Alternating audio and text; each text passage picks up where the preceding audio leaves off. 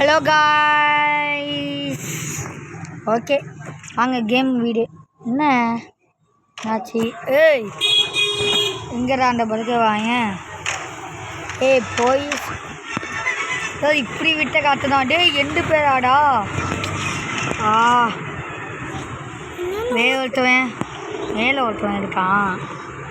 And கவனிக்கிறேன். எங்கடா இருக்க? இப்படி ஆட்டம் வந்துதானே, நல்லா மாட்டிக்கிட்டானே.